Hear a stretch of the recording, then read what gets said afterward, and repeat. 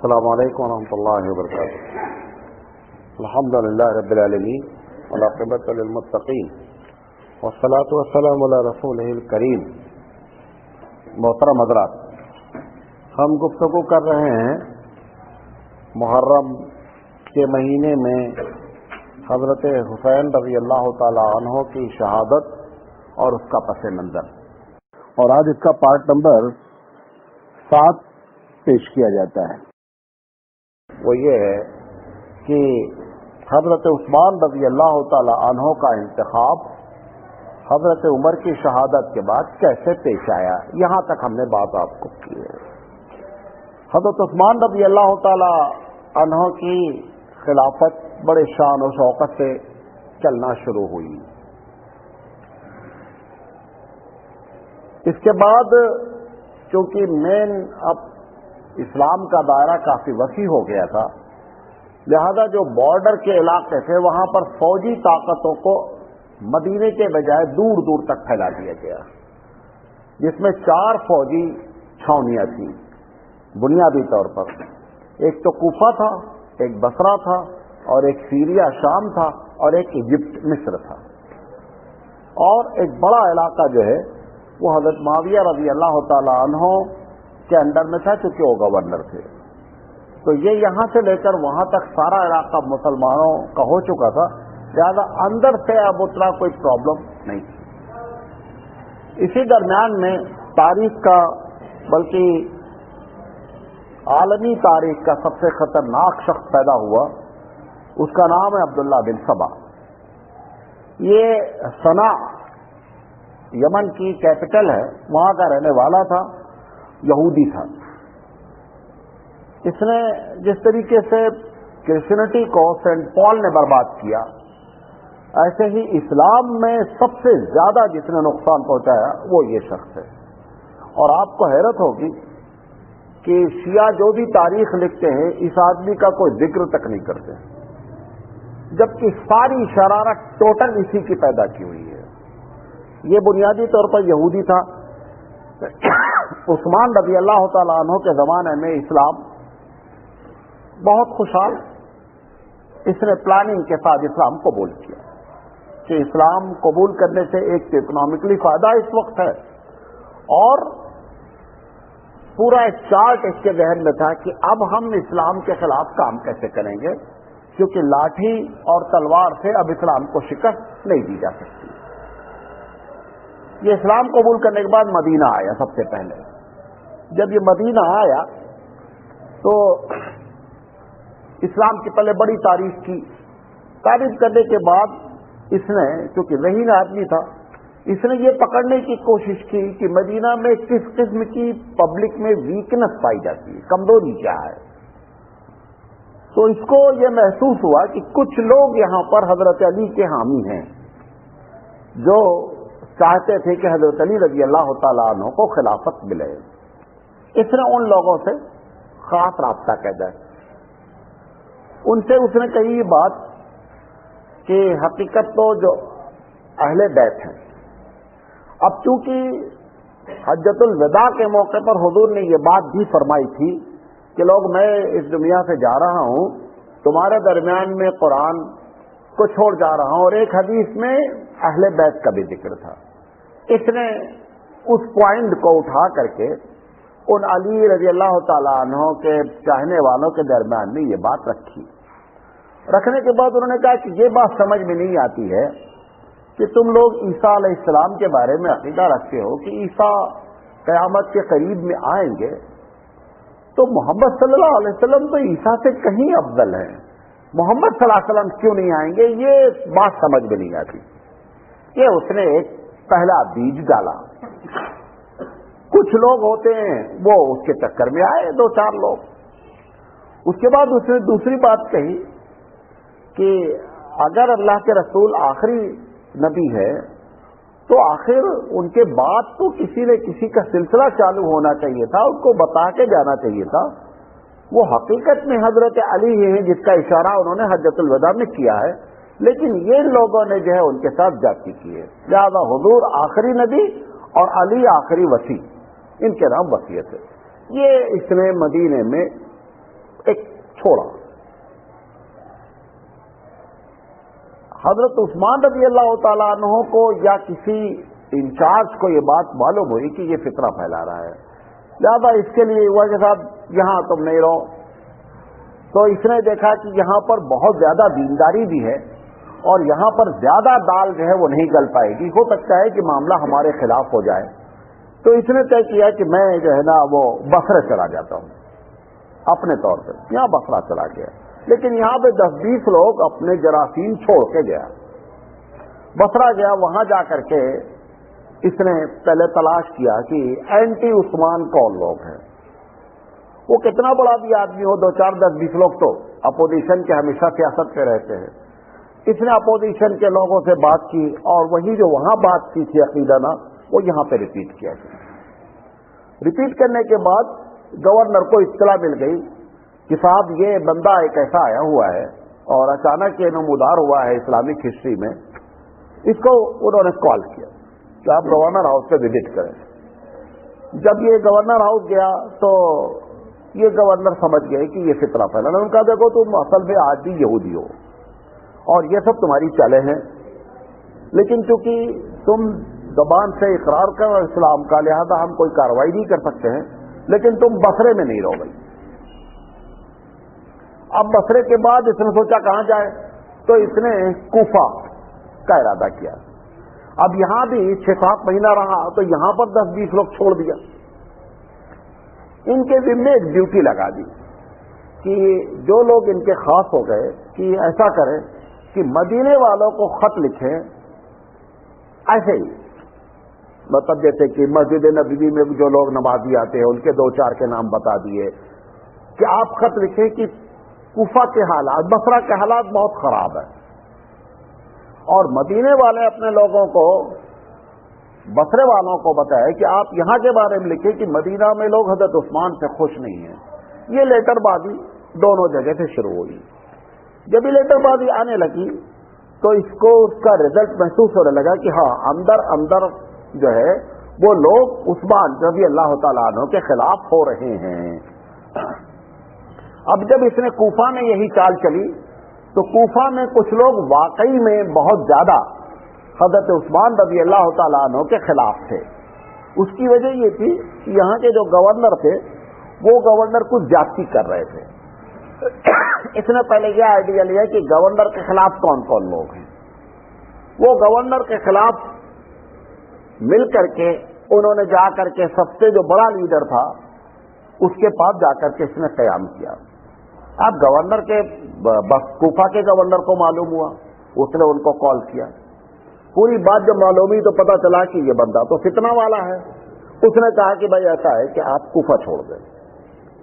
اب دیکھیں اسلامی حکومت اتنی اسٹیبلش تھی, حالانکہ اس ایک کو پہلی مرحلے میں اریسٹ کر دینا چاہیے تھا اور فتنے کے نام پہ اس کو قتل کر دینا تھا, 2 میں سے کوئی ایک.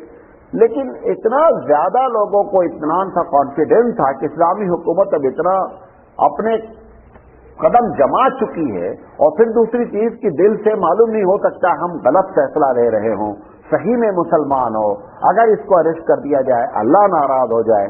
اس بنیاد پر اس کو ہر آدمی اگنور کرنے کی کوشش کر رہا ہے کہ میرے ذمے اس کا گناہ نہیں آنا. یہ وہاں سے اٹھا جب بصرہ, تو پہلا مدینہ وزٹ کیا, پھر بصرہ وزٹ کیا, پھر کوفہ. کوفہ کے گورنر نے کہا کہ بابو یہاں پر جو ہے نا تمہاری گنجائش نہیں ہے. اس نے وہاں سے سیریا کا سفر کیا. حضرت معاویہ رضی اللہ تعالیٰ عنہ جہاں پہ گورنر تھے, معاویہ بڑے نباس قسم کے آدمی تھے. یہ جب پہنچا وہاں تو وہاں پر حضرت ابو ذر غفاری پہلے سے معاویہ سے ناراض تھے.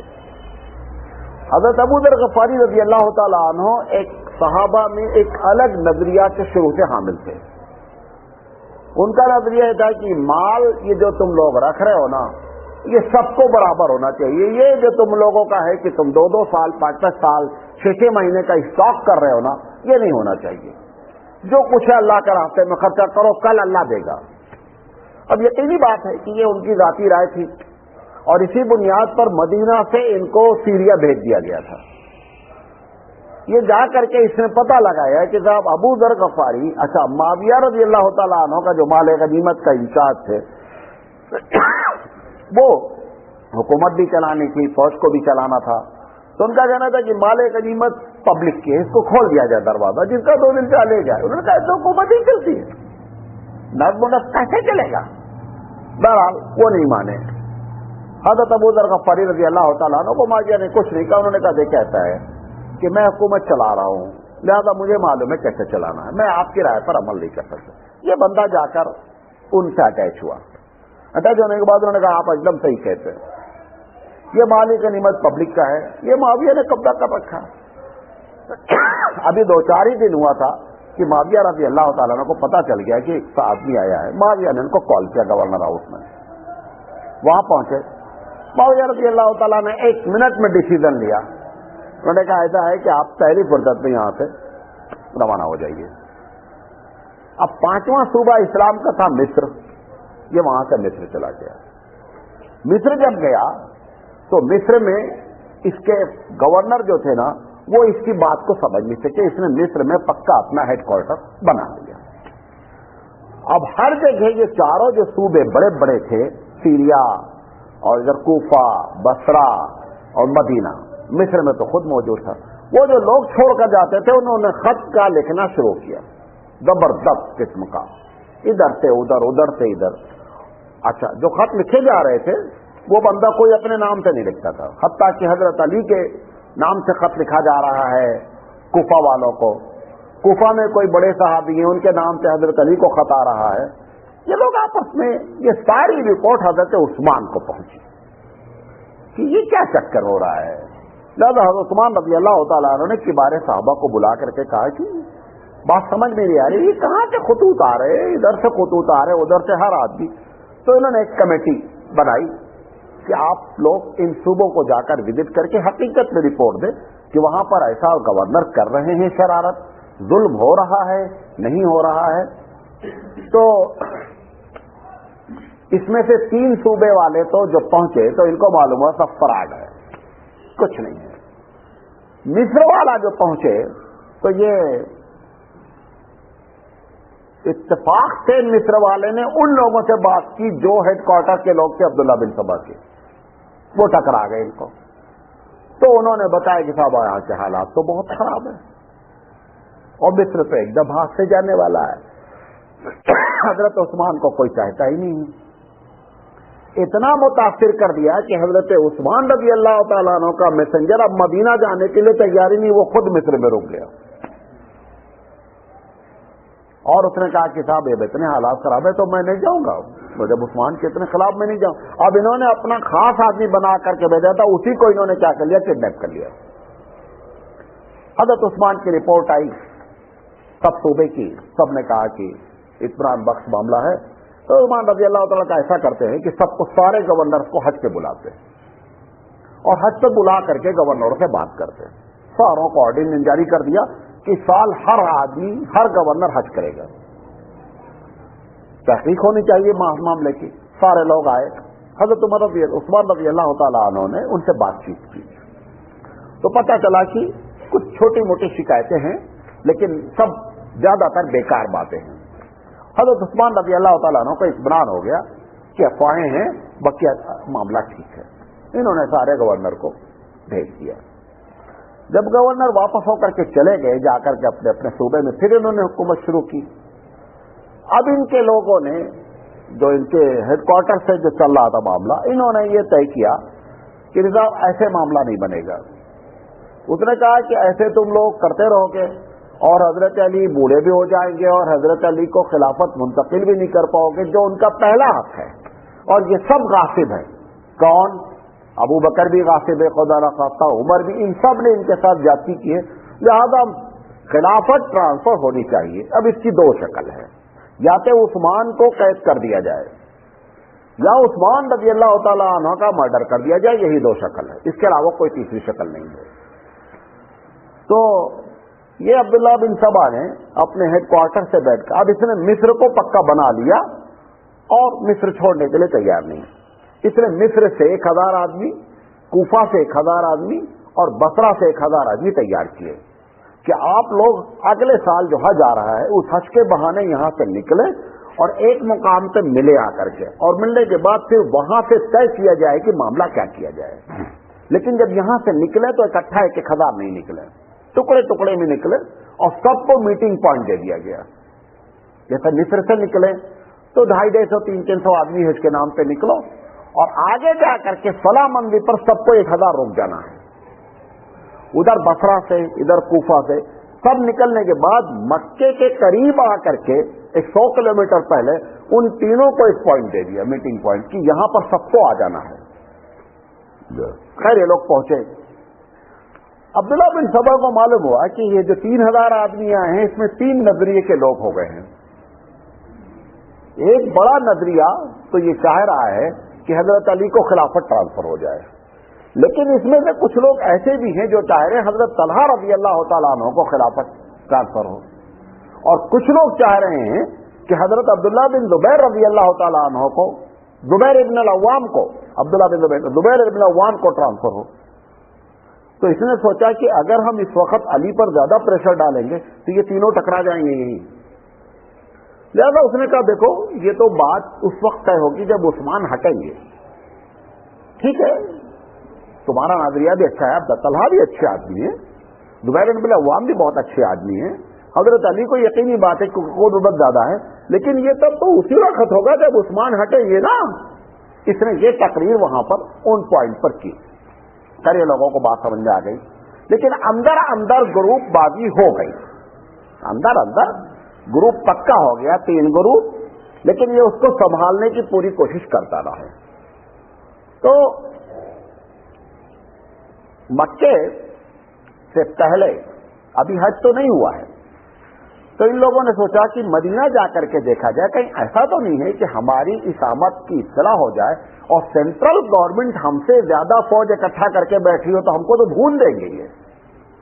تو 2-3 آدمی مدینہ آئے کہ آ کر کے یہاں کے حالات کو دیکھا جائے، اور ان کو تو معلوم تھا علی کا بھی خط آ رہا ہے، کسی کا نہیں رہا تھا، اور چل کے ان لوگوں سے ملاقات کی جائے جو بڑے بڑے لوگ ہیں کہ تم نے جو خط لکھا ہے اس پر اب اگلا قدم کیا اٹھایا جائے.